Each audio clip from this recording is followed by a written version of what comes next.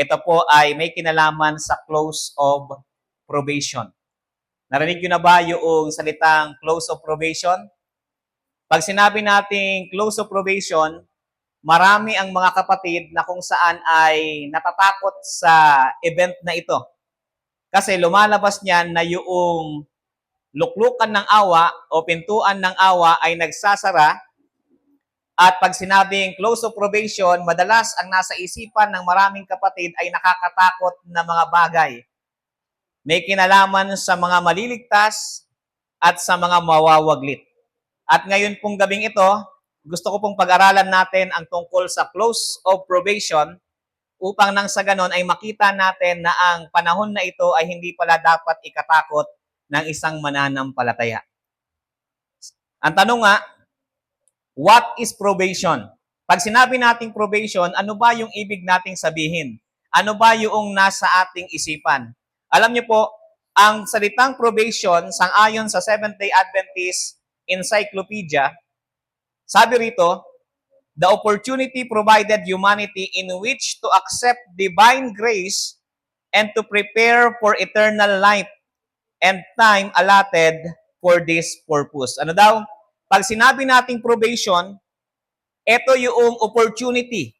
Ito yung pagkakataon na ibinibigay sa lahat ng tao para tanggapin yung biyaya ng Diyos.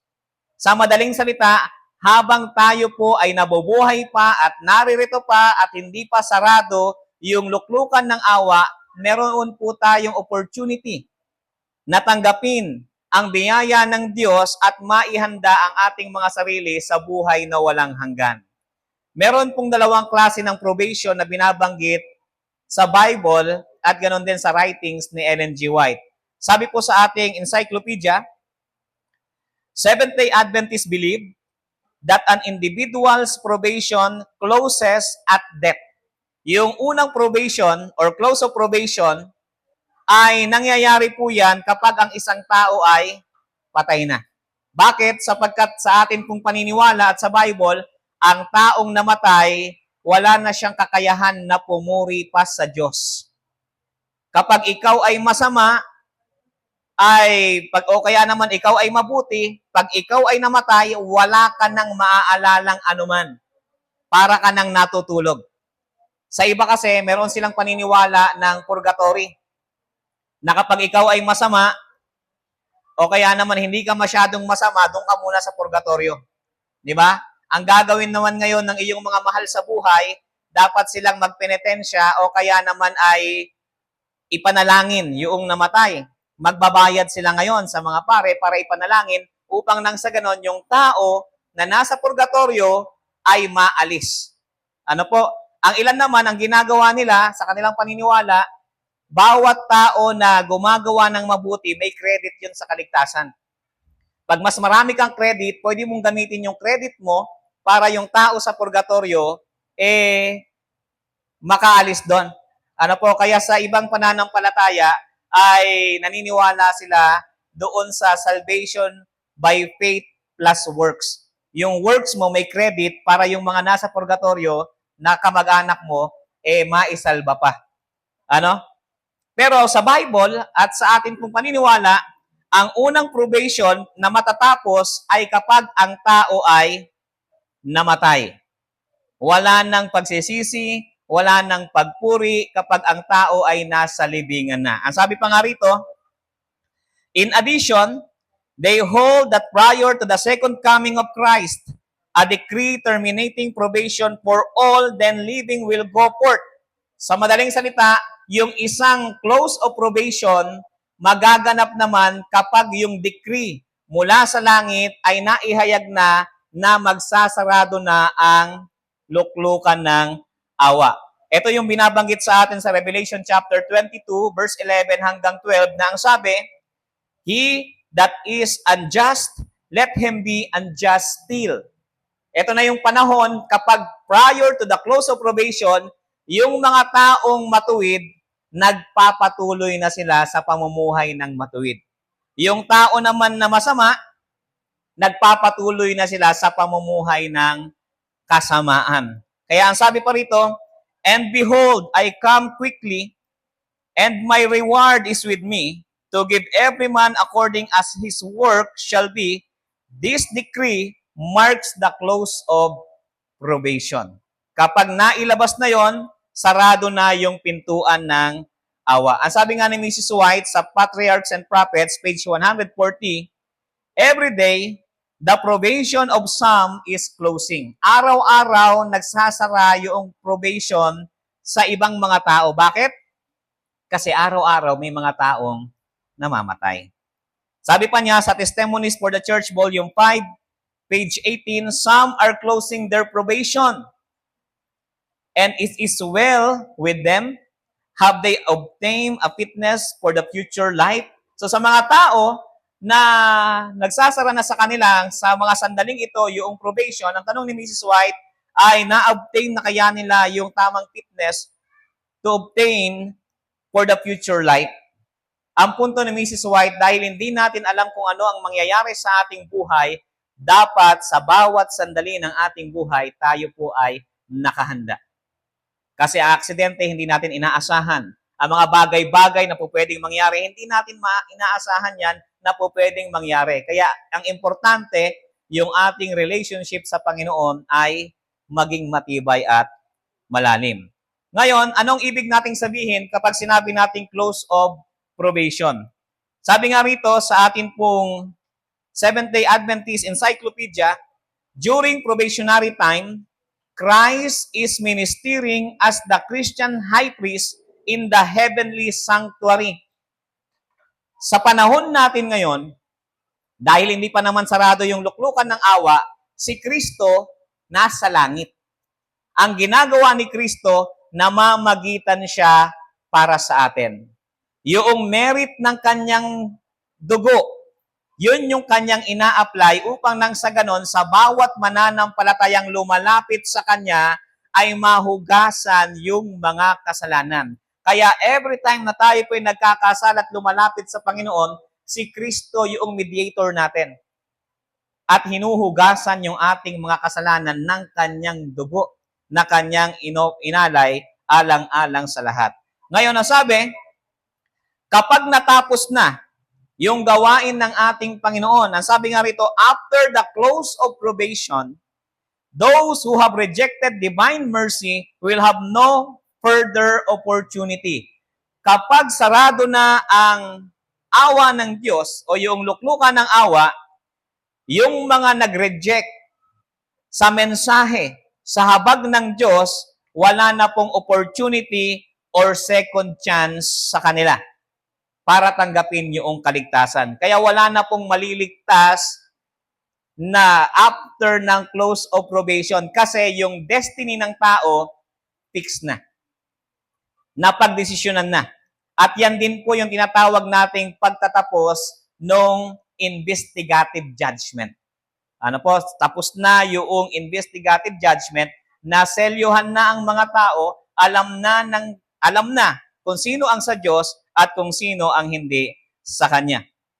Sabi pa nga, wala na ring opportunity para sa mga taong nawaglit kapag nagsarado na ang pintuan ng awa. Sabi diyan, when the inhabitants of the earth have had the opportunity to accept or reject this message, Jesus will cease His work as priest and probation will close. Sa madaling salita, kapag ang lahat ng mga tao dito sa sanglibutan ay nagkaroon na ng opportunity para mapakinggan ang mensahe upang tanggapin o i-reject, ang ating Panginoon ay matatapos sa kanyang gawain bilang pari doon po sa sanktuaryo.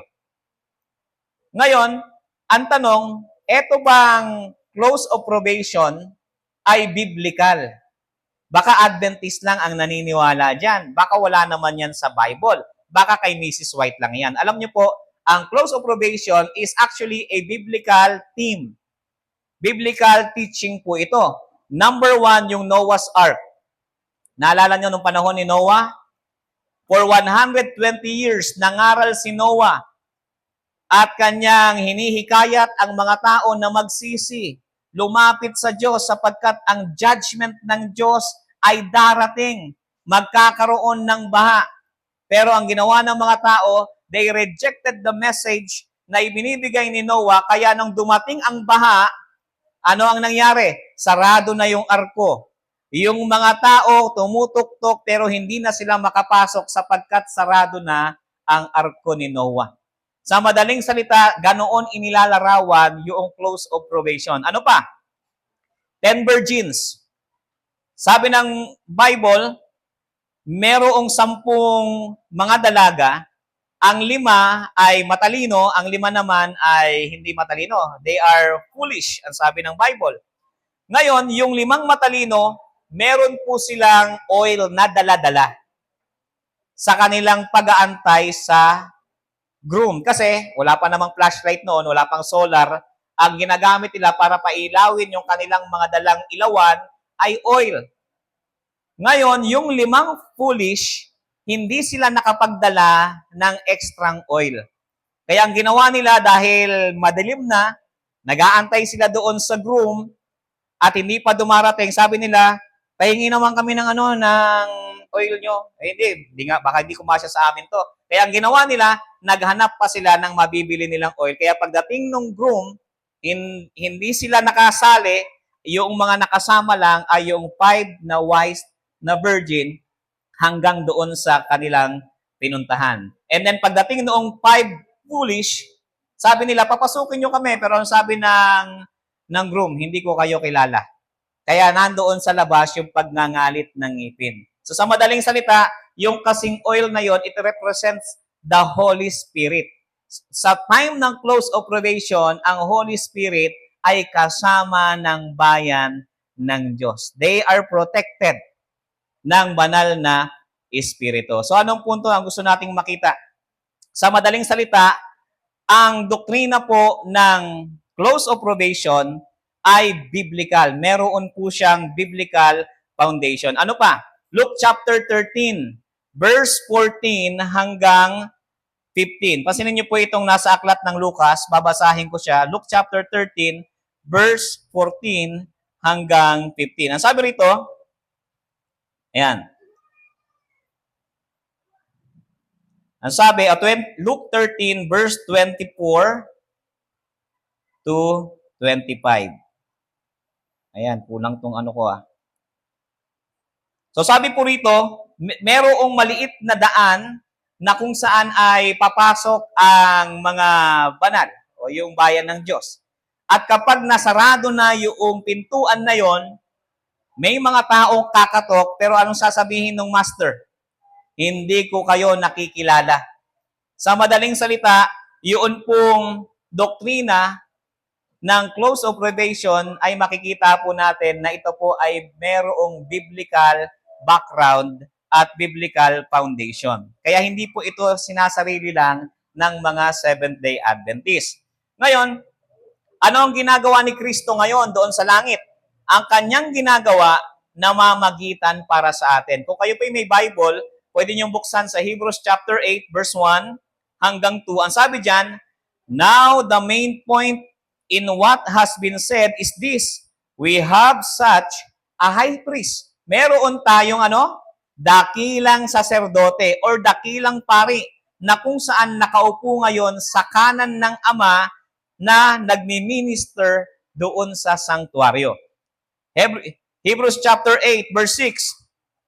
But now, he has obtained a more excellent ministry to the extent that he is also the mediator of a better covenant. Ang ating Panginoong Hesukristo, siya po ay mediator ng mas mainam na tipanan. Hebrews chapter 9, verse 24. For Christ did not enter a holy place made by hands. Hindi siya pumasok doon sa templo na gawa lang ang kamay ng tao, kundi ang kanyang pinasok na templo ay naroroon sa langit. Now to appear in the presence of God for us. Siya ngayon ay nasa presensya ng Diyos para sa atin. Sa madaling salita, mga kapatid, ang gawain ngayon ng ating Panginoong Hesus doon sa langit ay namamagitan para sa atin. Siya lamang ang perfect mediator para sa atin sapagkat siya'y namamagitan sa Diyos at sa tao. at tangi-tangi lamang na Diyos na nagkatawang tao ang perfect mediator para sa atin. Sapagkat as a human, He can represent us to God. And as God, Christ can represent God para naman sa atin. Ano po? Kaya siya yung perfect na mediator eh. Sabi nga ni Uriah Smith, siguro kilala niyo po si Uriah Smith, isa sa mga unang Adventist at theologian ng ating iglesia. Ang sabi niya, so long as Christ acts as mediator between God and men, mercy is offered. Hanggat si Jesus ay nasa langit na mamagitan para sa atin, yung habag, yung mercy ay naka-offer pa rin sa atin. No judgment, therefore, can be inflicted without mercy till Christ's work as priest has ended. But the 7 last plagues are poured out without mixture of mercy, hence they are poured out after Christ has ceased His pleading and probation has ended. Sa madaling salita, kapag naibuhos na yung 7 huling salot, titigil na si Jesus sa pamamagitan sa atin, mawawalan tayo ng mediator doon sa langit, at pagkatapos ay si Kristo, hindi na siya mamamagitan para sa atin. Ano po? Kaya ang sabi rito sa ating Seventh-day Adventist Encyclopedia, all SDA writers agreed that there could be no further probation after the beginning of the 7 last plagues. Kapag naumpisahan ng ibuhos yung 7 huling salot, wala na pong probation. Wala nang pagkakataon para sa mga makasalanan na makapagsisi pa at sila ay maligtas.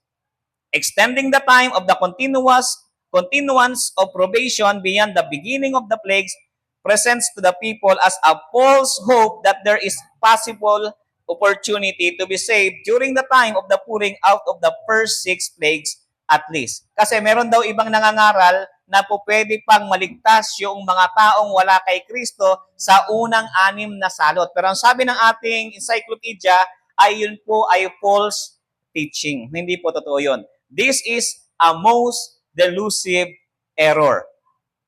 Kaya ang sabi naman ni Edward Happenstall, beyond the close of probation, man's eternal destiny is forever fixed. Kapag nagsara na yung luklukan ng awa, yung atin pong destination, yung ating kaligtasan o yung ating kapahamakan, yan po ay fixed na.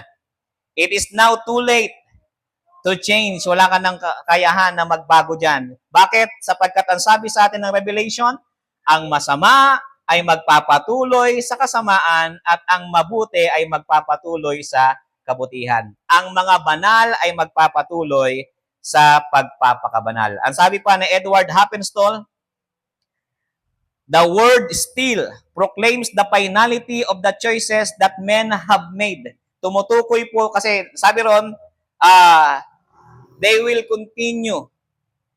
They will still become holy. Yun pong salitang still doon ay ano daw? Ito ay nagngangahulugan na yung kanilang choices ay final na. The close of probation is that decisive moment of time when all that has gone into the making of men's lives will have determined their final destiny, to be wicked or righteous forever. The Holy Spirit has been withdrawn from the wicked. Ang banal na espiritu ay aalis sa mga makasalanan. Ngayon, ano pa ang sabi? The wicked are now beyond redemption. Yung mga makasalanan, hindi na talaga sila maliligtas. Yung mga righteous, hindi na sila mawawala pa sapagkat ang kanilang ginagawa nagpapatuloy na sa kabanalan at sa pananampalataya. Ngayon, ang sabi nga ni Ellen G. White sa early writings, every case is decided either for salvation or destruction. Kaya tayo po ay inaanyayahan ngayon pa lamang na yung ating buhay ay isuko sa ating Panginoong Jesus. Sapagkat ang tanging kapatawaran para sa ating mga kasalanan ay ang dugo ni Jesus na nabayubay at nabuhos doon po sa krus. Ang sabi pa ni Ellen White, The Great Controversy, page 490, the destiny of all will have been decided for life or death. It is too late to change. The character is fixed. Ang sabi pa sa Testimonies for the Church, Volume 5, page 466, the coming of Christ does not change our characters. It only fixes them forever beyond all change. The Great Controversy, page 613, mercy no longer pleads for the guilty inhabitants of the earth. So kahit anong gawing pagsisisi ng mga makasalanan, pagtapos na or sarado na ang probation ng Diyos, wala na po itong magagawa. Ngayon, ang isang nakakatakot na bagay na madalas na pumapasok sa isipan ng mga Seventh-day Adventists o ng mga mananampalataya ay yung idea na kailangan nating mabuhay ng walang mediator. To live without mediator. Pero gusto ko pong sabihin sa inyo na hindi porket wala nang namamagitan sa atin, iniwanan na tayo ni Kristo. Hindi porket ang Holy Spirit ay na-withdraw sa makasalanang mundo, iniwanan na tayo ng Holy Spirit. Ang sabi nga ni Edward Happenstall, to live without a mediator does not mean to live without the righteousness of Christ. Hindi ibig sabihin ito na yung katwiran ni Kristo nawala sa'yo or without the Holy Spirit or the saving grace of our Lord. Hindi ibig sabihin na wala na yung biyaya niya sa mga tao kasi hindi natin kakayanin na magtagumpay. Hindi natin kakayanin na mabuhay ng isang araw sa panahon na ibubuhos yung 7 huling salot nang walang proteksyong nagmumula sa atin pong Panginoon.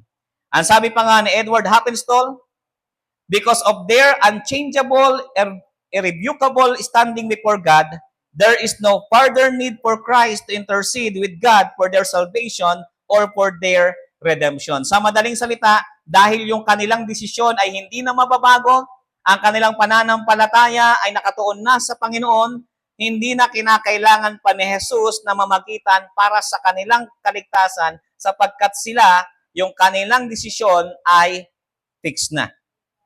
Kaya ang sabi ni Ellen G. White, ang Holy Spirit ay aalis sa mga makasalanan. Doon po i-withdraw. Sabi ni Ellen White, sa Testimonies to the Minister and Gospel Workers, the Spirit of God is gradually leaving the world.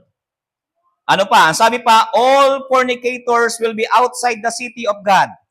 Already God's angels are at work in judgment, and the Spirit of God is gradually leaving the world. The triumph of the church is very near. The reward to be bestowed is almost within our reach, and yet iniquity is found among those who claim to have the full blaze of heaven's light.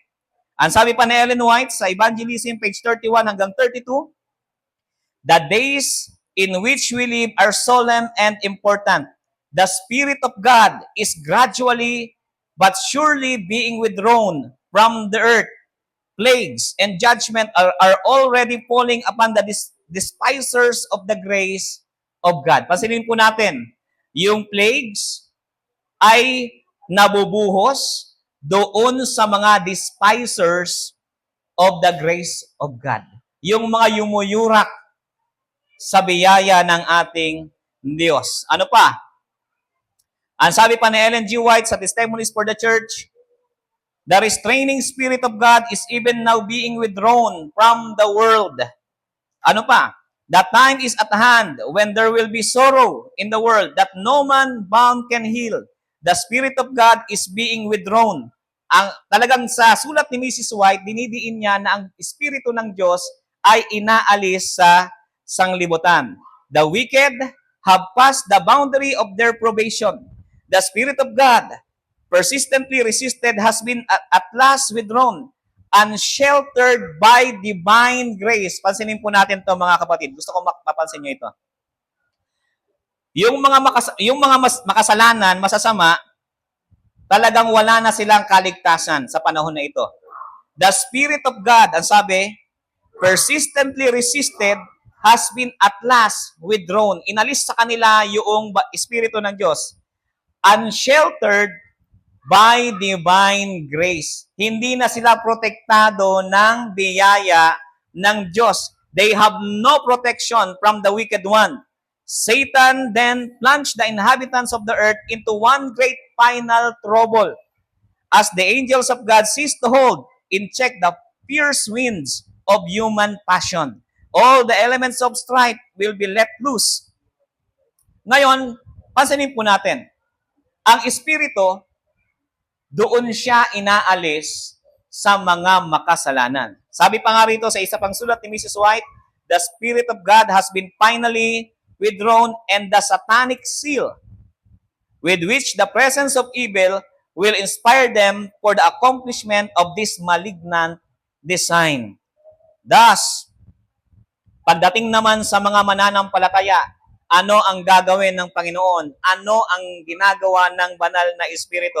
Pansinin po natin itong bagay na ito. Sabi sa isang sulat sa Misinterpreted End Time Issues na isinulat ni Jerry Muscala, thus, it is very evident that Ellen White underlines that the Holy Spirit is withdrawn from the wicked world but will stay with God's faithful follower. Ang banal na Espiritu mananatili sa mga faithful na tagasunod ng ating Diyos. Makikita natin sa early writings yung mga bagay na binabanggit na yon. Ang sabi nga rito ni Ellen G. White sa early writings, at that time, the latter rain or refreshing from the presence of the Lord will come to give power to the loud voice of the third angel and prepare the saints to stand in the period when the 7 last plagues shall be poured out. So alam natin mga kapatid na yung latter rain ay tumutukoy sa pagbuhos ng banal na Espiritu. At ano ang gagawin kapag ibinuhos ang banal na Espiritu? Ang sabi rito, bibigyan sila ng kapangyarihan upang nang sa ganon, sa pamamagitan ng malakas na tinig ay kanilang ipalalaganap ang ikatlong mensahe ng anghel. At maihanda ang mga banal na tumayo sa panahon na ang 7 huling salot ay ibubuhos. Ang sabi nga sa atin din ng Biblia, Matthew chapter 28 verse 18 to 20, ang sabi doon, ang sabi ng ating Panginoong Yesus, ako'y sa inyo hanggang sa katapusan ng panahon. Hindi tayo iiwan ng ating Panginoon sa panahon ng close of probation. Hindi na siya mamamagitan, but it doesn't mean iiwan ka niyang mag-isa.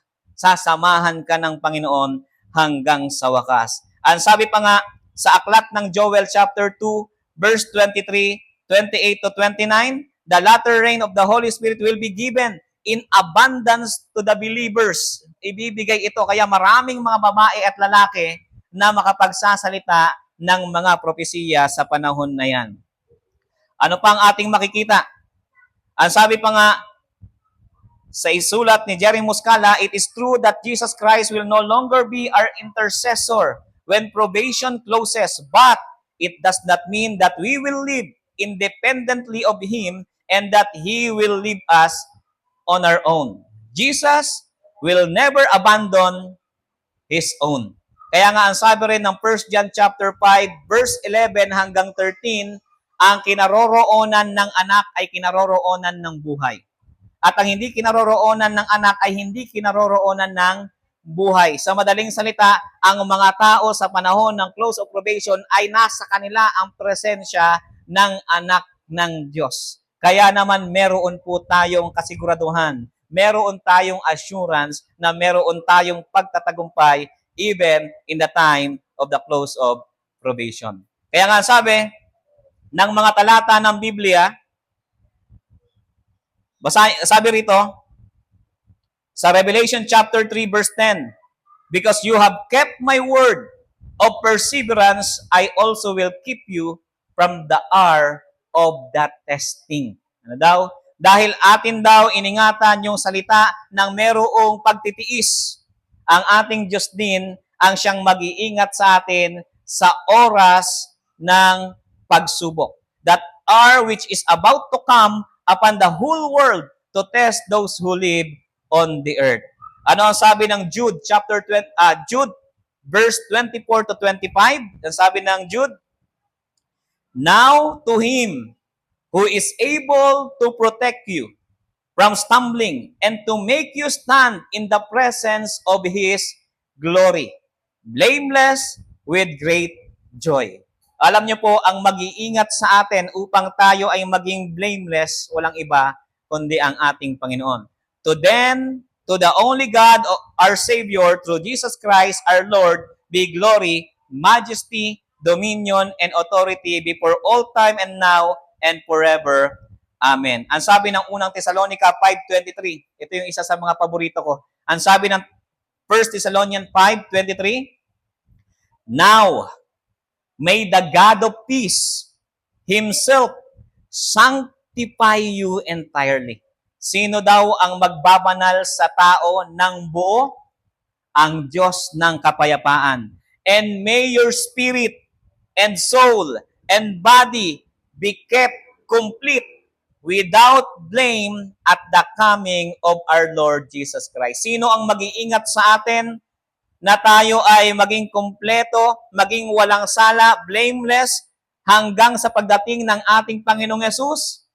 Yun ay ang Diyos ng kapayapaan. Kaya marami ang natatakot, paano na lamang kami haharap? Alam niyo po, nung umpisa pa lang ako nagbabasa ng Bible, kapag nababasa ko yung mga sulat ni Pablo, nais ko kayong iharap sa Diyos ng walang bahid ng kapintasan, walang kasalanan, walang spot o wrinkles.